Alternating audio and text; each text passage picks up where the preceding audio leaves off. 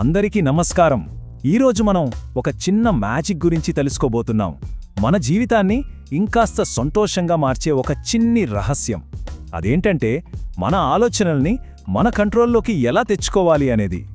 మనలో చాలామందికి ఇలా జరుగుతుంది కదా, ఏదో ఒక పాట మనసులో ఇరుక్కుపోయినట్టు కొన్ని చెడు ఆలోచనలు మనల్ని అస్సలు వదిలిపెట్టవు. అవే పదే పదే గుర్తొచ్చి మనల్ని కొంచెం డల్గా, అయ్యో ఏమీ చెయ్యలేమేమో అనిపించేలా చేస్తాయి. సరే, మనం ఈరోజు ప్రయాణంలో ఏం చూడబోతున్నామో చూసేద్దామా? ముందుగా మనందరికీ ఉండే ఒక చిన్న కంగారు గురించి మాట్లాడుకుందాం. తర్వాత మన మైండ్కి ఉండే ఒక సీక్రెట్ రిమోట్ గురించి తెలుసుకుందాం.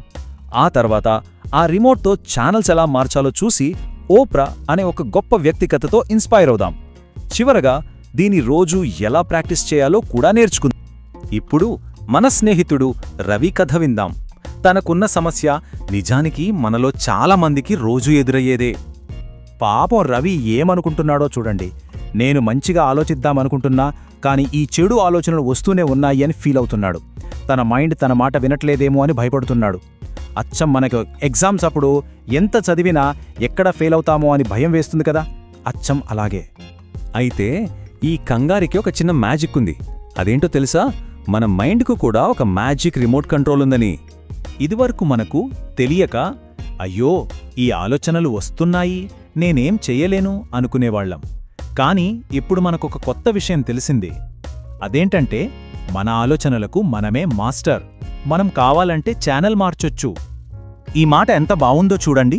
ఇంట్లో టీవీ చూస్తున్నప్పుడు మనకు నచ్చని ప్రోగ్రాం వస్తే ఏం చేస్తాం? వెంటనే రిమోట్ తీసుకుని ఛానల్ మార్చేస్తాం కదా. మన మనసు కూడా అంతే. మనకు నచ్చని ఆలోచన వస్తే దాన్ని కూడా మార్చేయొచ్చు. అంతే సింపుల్. సరే, మరి ఈ ఛానల్స్ ఎలా మార్చాలి? మనలాంటి కొందరు ఫ్రెండ్స్ వాళ్ళ లైఫ్లో ఈ చిన్న ట్రిక్ని నిజంగా ఎలా వాడాలో చూసేద్దామా? ముందుగా స్వాతి కథ చూద్దాం. తను ఒక సబ్జెక్ట్ చూసి అమ్మో ఇది చాలా కష్టమని భయపడింది. కాని వెంటనే తన ఆలోచన ఛానల్ మార్చింది. పర్లేదు, నేను దీన్ని మెల్లమెల్లగా ఒక్కో స్టెప్ నేర్చుకోగలను అనుకుంది. అంతే, ఆ భయమేటో మాయమైపోయి చదువుకోవాలన్న ఇంట్రెస్ట్ వచ్చేసింది. ఇప్పుడు అరుణ్ గురించి చూద్దాం. నా ఆఫీస్ చాలా టెన్షన్గా ఉంది అని ఫీల్ అయ్యేవాడు. కాని అతను తన ఆలోచనను మార్చుకున్నాడు. ఈ జాబ్ వల్ల నాకు ఎంత ఎక్స్పీరియన్స్ వస్తోంది, డబ్బులు కూడా వస్తున్నాయి కదా అని పాజిటివ్గా ఆలోచించాడు. అప్పుడు చూడండి, తనలోని టెన్షన్ అంతా మాయమైపోయింది. ఈ షాప్ ఓనర్ కథ కూడా చాలా ఇంట్రెస్టింగ్గా ఉంటుంది. అయ్యో కస్టమర్లే రావట్లేదు అని నిరాశపడ్డాడు. కానీ తన ఆలోచన ఛానల్ మార్చుకుని, లేదు నేను ఇంకా ఎక్కువ మంది కస్టమర్లను నా షాపుకు వచ్చేలా చేస్తాను అని గట్టిగా అనుకున్నాడు. అంతే, తనలో ఒక కొత్త ఉత్సాహం, కొత్త కొత్త ఐడియాలు రావటం మొదలయ్యాయి. సరే, ఇప్పటిదాకా మనం చిన్న చిన్న ఉదాహరణలు చూసాం. ఇప్పుడు ఈ చిన్న ఆలోచన మార్పుతో తన జీవితాన్నే మార్చేసుకున్న ఒక నిజమైన గొప్ప వ్యక్తి కథ విందాం. ఓప్రా విన్ఫ్రే తన చిన్నతనం అస్సలు సులువుగా గడవలేదు. చాలా పేద కుటుంబంలో పుట్టింది. సరిగ్గా తినడానికి, కట్టుకోడానికి కూడా ఉండేవి కావు. చుట్టూ ఉన్నవాళ్లంతా నువ్వు జీవితంలో ఏమీ సాధించలేవు అనేవారట.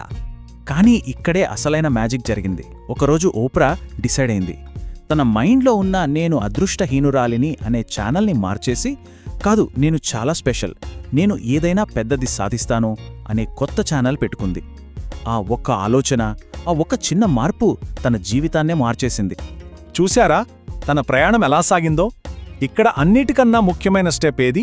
నంబర్ 2, తన మనసు ఛానల్ మార్చుకోవటం. ఆ ఒక్క స్టెప్ వల్లే ఆ తర్వాత తనకి అవకాశాలు రావటం, తను సక్సెస్ అవడం జరిగాయి. ఓప్రా జీవితం మనకు చెప్పే గొప్ప పాఠం ఇదే. మన ఆలోచనలను మనం మార్చుకోగలిగితే మన జీవితాన్ని కూడా మార్చుకోగలం. ఈ సింపుల్ నిజం మన అందరికీ వర్తిస్తుంది. సరే, ఇప్పుడు మనవంతు ఈ మ్యాజిక్ రిమోట్ను మన జీవితంలో రోజు ఎలా వాడాలో చూసేద్దాం. రెడీనా?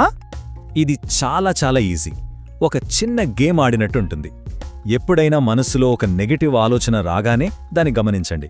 వెంటనే మనసులో మెల్లగా క్యాన్సల్ క్యాన్సల్ అని అనుకోండి.